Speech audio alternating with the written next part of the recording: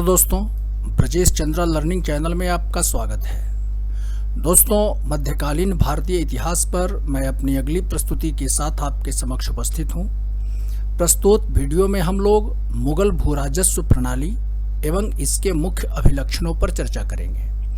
दोस्तों, civil services की प्रारंभिक एवं मुख्य परीक्षाओं के दृष्टिकोण से यह टॉपिक महत्वपूर्ण है और इससे संबंधित प्रश्न अक्सर परीक्षाओं में पूछे जाते हैं।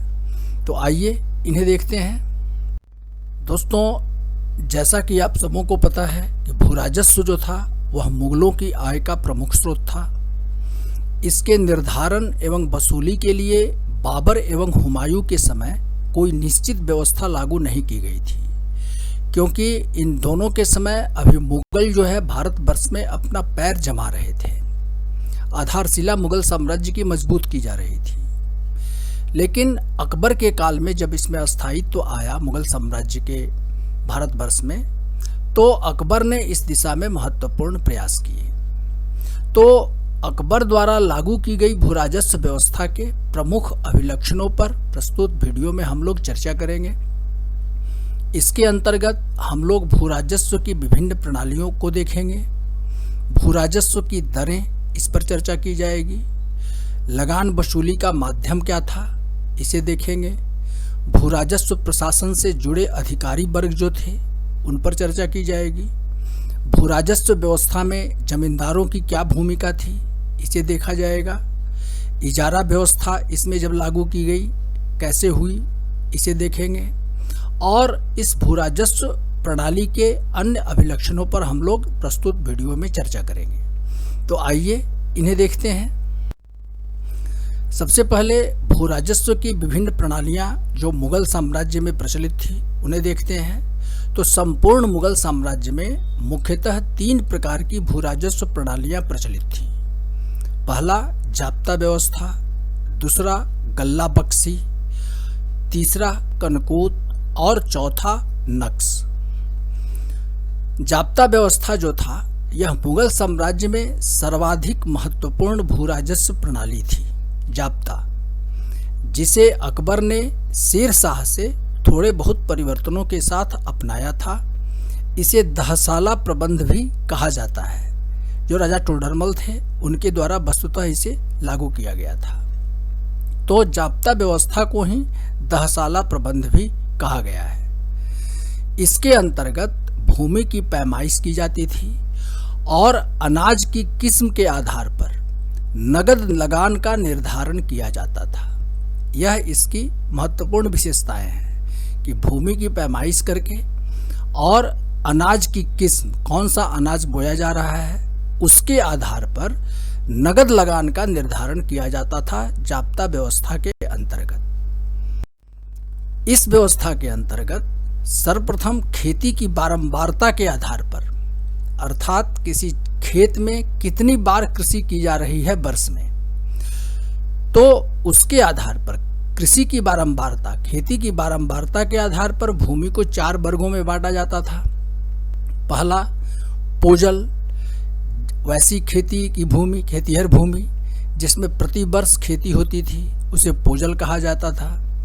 पड़ौती, 1 वर्ष के अंतराल पर कृषि की जाती थी, उसे पड़ौती कहा जाता था। चाचर, 2 से 4 वर्षों के अंतराल पर जब जिस खेत में कृषि की जाती थी, उसे चाचर कहा जाता था। और बंजर, अर्थात 5 वर्ष के अंतराल पर इसमें कृषि की जाती थी। तो इस प्रकार खेती की बारंबारता के आधार पर भूमि को 4 वर्गों में बांटा गया था: पोजल, पड़ौती, चाचर और बंजर। इसके बाद प्रत्येक प्रकार की भूमि का पिछले 10 वर्षों का विभिन्न फसलों की पैदावार का पता लगाया जाता था कि इस प्रत्येक वर्ग में कौन कौन सी फसल पिछले 10 वर्षों में कितना उनका पैदावार हुआ, और उनका प्रति बीघा औसत उत्पादन निकाला जाता था। और तब इसका 1/3 भाग लगान का निर्धारण किया जाता था। आगे देखते हैं। पुनः अलग अलग क्षेत्रों के लिए इस लगान की अलग अलग नगद कीमत निर्धारित की जाती थी।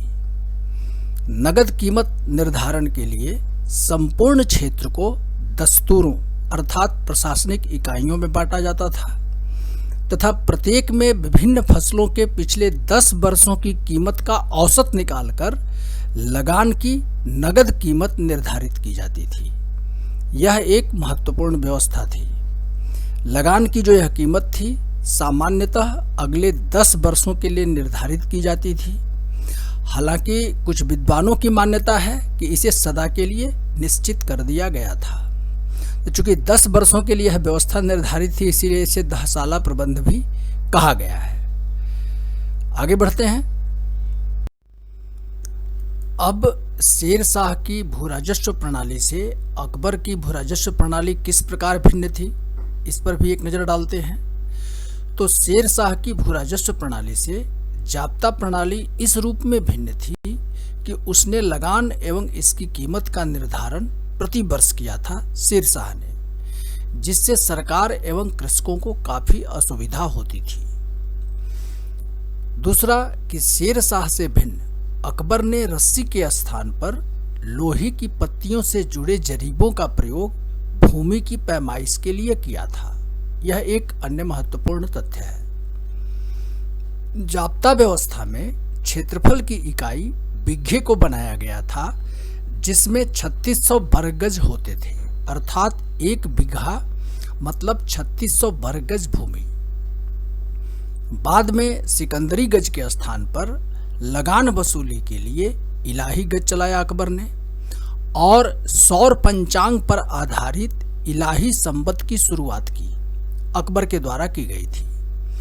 तो सौर पंचांग पर आधारित होने के कारण जो इलाही संवत था यह मौसम के अनुकूल था, जिससे लगान वसूली नियमित रूप से करना आसान हो गया। अब जाब्ता प्रणाली मुगल साम्राज्य के किन किन क्षेत्रों में प्रचलित थी, उस पर एक नज़र डालते हैं। तो जाब्ता व्यवस्था बिहार, इलाहाबाद, मालवा, अवध, आगरा, दिल्ली, लाहौर और मुल्तान में लागू थी। तो ये जाब्ता व्यवस्था के अंतर्गत क्षेत्र थे मुगल साम्राज्य के। भूराजस्व की अन्य प्रणालियां भी थी, जैसे दूसरी महत्वपूर्ण प्रणाली थी गल्ला बख्शी। तो साम्राज्य के अन्य हिस्सों जैसे सिंध, कश्मीर, कंधार एवं काबुल के कुछ क्षेत्रों में गल्ला बख्शी की प्रणाली लागू थी। इसमें फसलों का कृषक एवं सरकार के मध्य विभाजन होता था, फसलों का। तीसरी व्यवस्था थी कनकूत। बंगाल, गुजरात एवं काठियावाड़ में कनकूत व्यवस्था लागू थी, जिसमें अनुमान के अनुसार लगान का निर्धारण किया जाता था कनकूत व्यवस्था के अंतर्गत। नक्श एक अन्य प्रणाली थी जो अन्य प्रणालियों पर आधारित थी। इसके बारे में अन्य तथ्य प्राप्त नहीं होते हैं। तो ये 4 प्रकार की भूराजस्व प्रणालियां पूरे मुगल साम्राज्य में प्रचलित थी। आगे बढ़ें। अब भूराजस्व दरें। तो मुगल साम्राज्य के विभिन्न प्रांतों में और एक ही प्रांत के विभिन्न हिस्सों में भूराजस्व दरों की भिन्नता थी।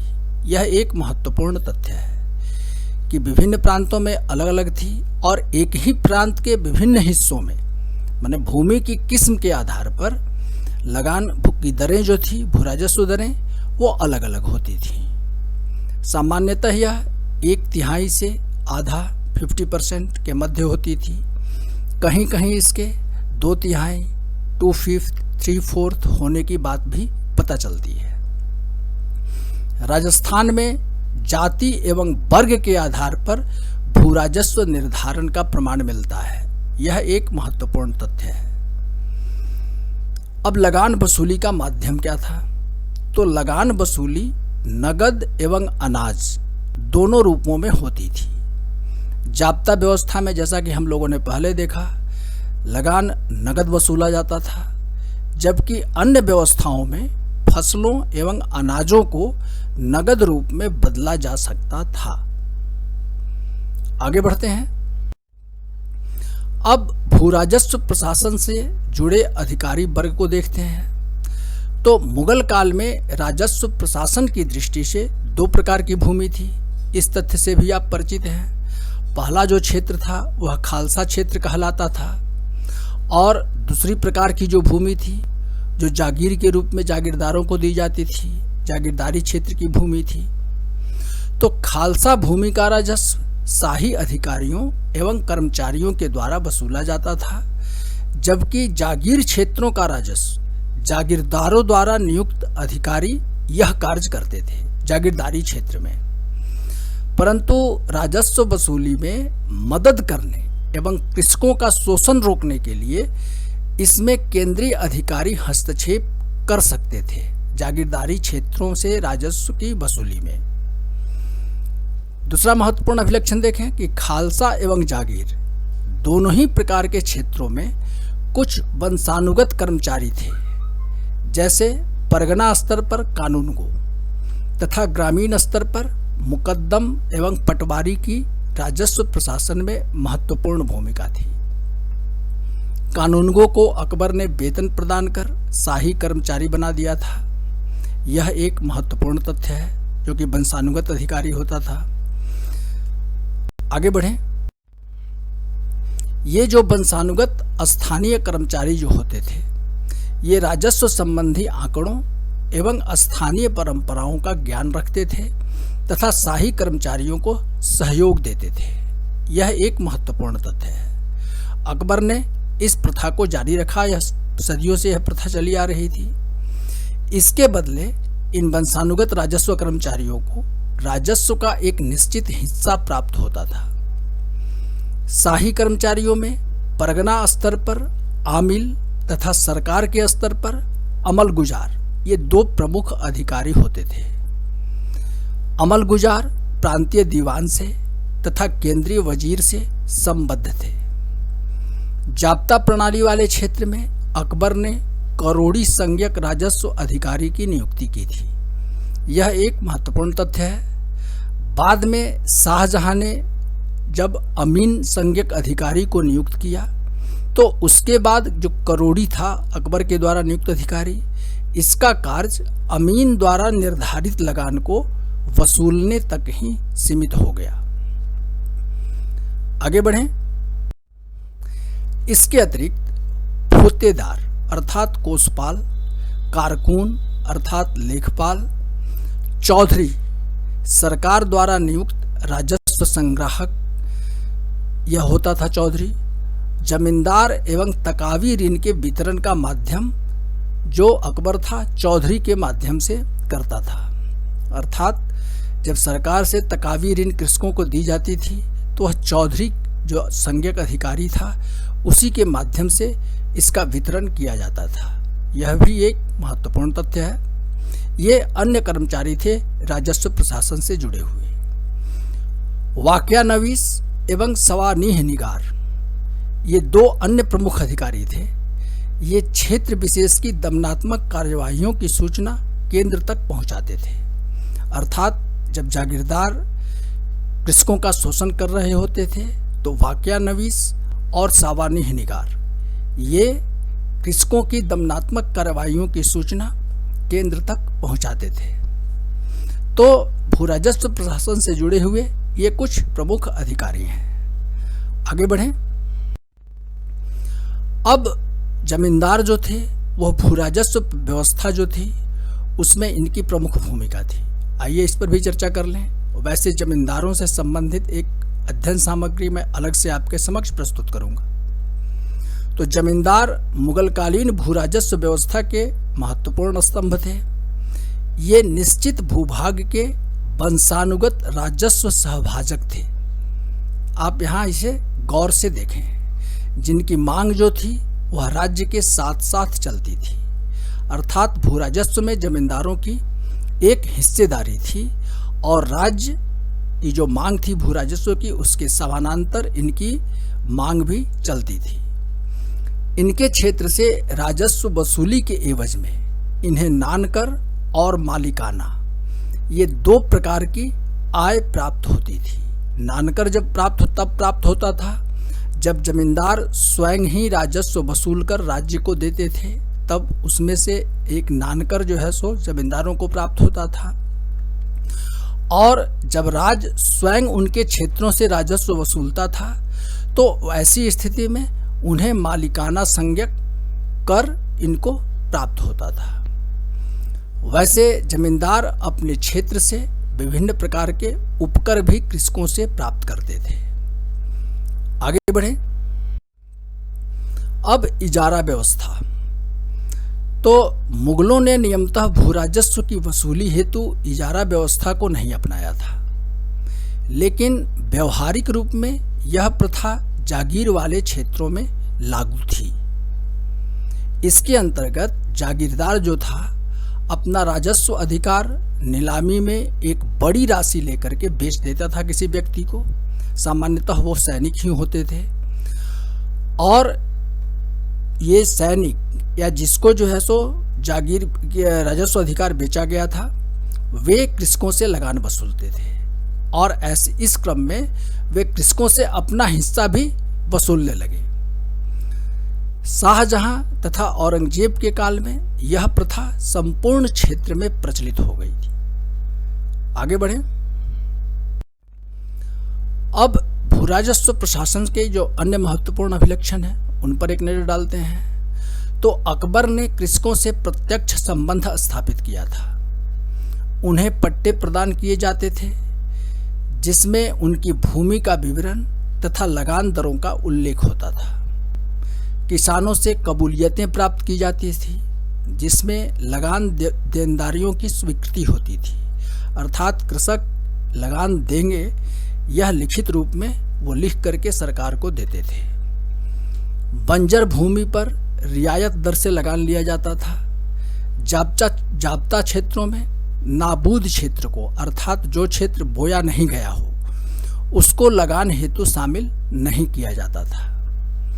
विपत्ति काल में लगान में छूट प्रदान की जाती थी। अकबर ने कई स्थानीय करों को हटा दिया था जिससे कृषकों पर से कर का बोझ कम हुआ। आगे बढ़ें। अब जाब्ता व्यवस्था के लाभ पर भी एक नजर डालते हैं। तो अकबर ने भूराजस्व प्रशासन के क्षेत्र में एक सुदृढ़ प्रणाली की स्थापना की थी। जाब्ता प्रथा के अंतर्गत लगान के नगद भुगतान की व्यवस्था से मुद्रा व्यवस्था को प्रोत्साहन मिला। पुनः लगान के अस्थायी निर्धारण से कृषकों के पास अतिरिक्त अधिशेष का संग्रह होने लगा, जिससे कृषि एवं कृषकों के स्तर में विकास के लिए परिस्थितियां उत्पन्न हुई। अब इस व्यवस्था की हानि को देखें तो अकबर इस व्यवस्था को पूरी तरह से भ्रष्टाचार से मुक्त बनाने में विफल रहा। पुनः विभिन्न राजस्व सहभागियों के कारण कृषकों पर कर का बोझ अधिक था, कृषकों का दमन होता था। विशेषकर 17वीं सदी के उत्तरार्ध में जागीरदारी संकट के कारण इनके दमन में बढ़ोतरी हुई, जिसका उल्लेख बर्नियर करता है। फिर भी मुगलकालीन राजस्व प्रणाली सुदृढ़ एवं कुशल मानी जा सकती है। तो दोस्तों, इस वीडियो में बस इतना ही। मुझे उम्मीद है कि यह अध्ययन सामग्री आपको काफ़ी पसंद आई होगी। आप इसका उपयोग करते हुए परीक्षाओं में पूछे जाने वाले प्रश्नों का आसानी से उत्तर दे पाएंगे। दोस्तों, यदि मेरी यह प्रस्तुति आपको उपयोगी लगी है तो कृपया मेरे इस वीडियो को लाइक करें, और यदि अभी तक आपने मेरे इस चैनल को सब्सक्राइब नहीं किया है तो इसे सब्सक्राइब अवश्य करें। धन्यवाद।